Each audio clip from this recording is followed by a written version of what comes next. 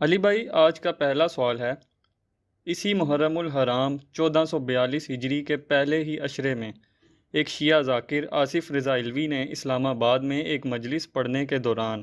امیر المومنین خلیفہ راشد، یار غار اور یار مزار سیدنا ابو بکر صدیق رضی اللہ رضی عنہ اللہ کی تعالیٰ شان عنہ میں علیہ السلام۔ آخری درجے کی گستاخی کرتے ہوئے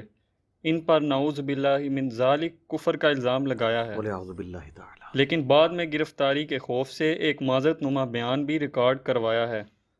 علی بھائی سے ریکویسٹ ہے کہ جس طرح وہ اہل سنت میں گھسے ہوئے ناسبیوں کا علمی رد کرتے ہیں،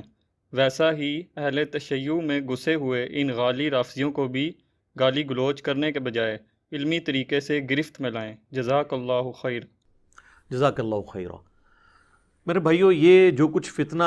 اس محرم 1442 ہجری کے اندر شروع ہوا،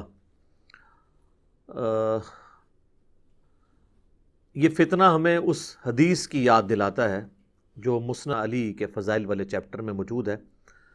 اگرچہ اس کی سند کمزور ہے، لیکن اس سے باقی روایتیں سپورٹیو ہیں، کہ اللہ کے محبوب صلی اللہ علیہ وآلہ وسلم نے فرمایا کہ اے علی، تم میری امت میں عیسیٰ ابن مریم کی مثل ہو علیہم السلام۔ یہودیوں نے ان کا انکار کر کے اور ان کی توہین کر کے اور ان کی ماں کے اوپر الزام لگا کر اپنے آپ کو تباہی میں ڈالا،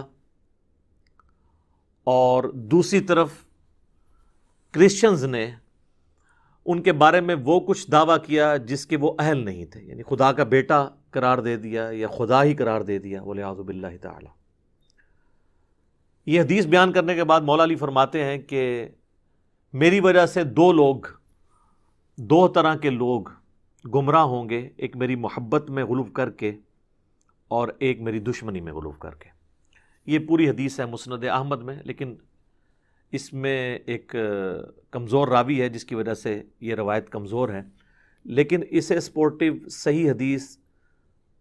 فضائل صحابہ امام احمد بن حنبل رحمہ اللہ تعالیٰ کی کتاب میں موجود ہیں، 2 اسناد، اور وہ خود مولا علی نے ہی روایت کی ہے، حدیث موقوف ہے، آپ کا اپنا قول ہے، اور یہ محدثین کا پیٹ رول ہے کہ اگر کوئی صحابی کوئی غیبی خبر بیان کرے تو وہ اگر نبی صلی اللہ علیہ وآلہ وسلم کا ذکر خیر اس میں نہ بھی کرے، تب بھی یہ انڈرسٹوڈ ہوتا ہے، اس میں یہ امپلائڈ ہوتا ہے، چھپی ہوئی بات ہوتی ہے کہ یہ نبی کے بتانے پر ہی موقوف ہے، کیونکہ اللہ اور مخلوق کے درمیان علم الغیب کا جو ذریعہ ہے وہ صرف پیغمبر ہوتے ہیں۔ سورہ آل عمران میں اللہ تعالیٰ نے فرمایا کہ اللہ تعالیٰ کی یہ شان ہی نہیں کہ وہ کسی انسان سے کلام کرے، ہاں مگر وہ اپنے رسولوں میں سے جسے منتخب کر لیتا ہے کہ ان پر غیب کا علم ان کو دیتا ہے یا غیب پر مطلع کرتا ہے، اور تمہارا کام ہے کہ اللہ اور اس کے پیغمبروں کے اوپر ایمان لے کر آؤ، ان کی غیبی خبروں پر ایمان لے کر آؤ۔ یہ سورہ آل عمران آیت نمبر 179 کا مفہوم میں نے بیان کیا۔ تو وہ موقوفاً 2 روایتیں فضائل صحابہ احمد بن حنبل کی کتاب میں موجود ہیں کہ مولا علی رضی اللہ تعالیٰ عنہ کہتے ہیں کہ میری وجہ سے 2 گروہ، 2 فرقے گمراہ ہوں گے، اور دوسری روایت میں آتا ہے میری وجہ سے 2 فرقے دوزخ میں چلے جائیں گے، ایک میری محبت میں غلو کر کے اور ایک میری دشمنی میں غلو کر کے۔ اللہم لا تجعلنا منہم، اللہ تعالیٰ ہمیں ان دونوں گروہوں سے بچائے۔ یعنی یہ جو محبت میں غلو کرنے والے ہیں یہ رافضی ہیں، غالی،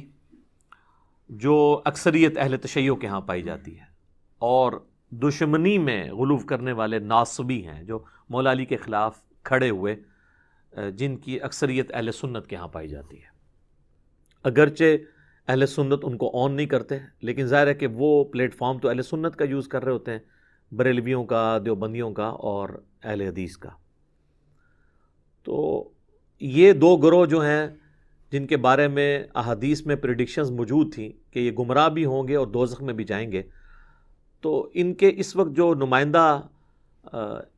خطباء ہیں وہ نظر آ رہا ہے کہ ان کی حرکتیں ایسی ہیں کہ وہ انہیں دوزخ میں لے جائیں، والعیاذ باللہ تعالی، اگر انہوں نے مرنے سے پہلے توبہ نہ کی۔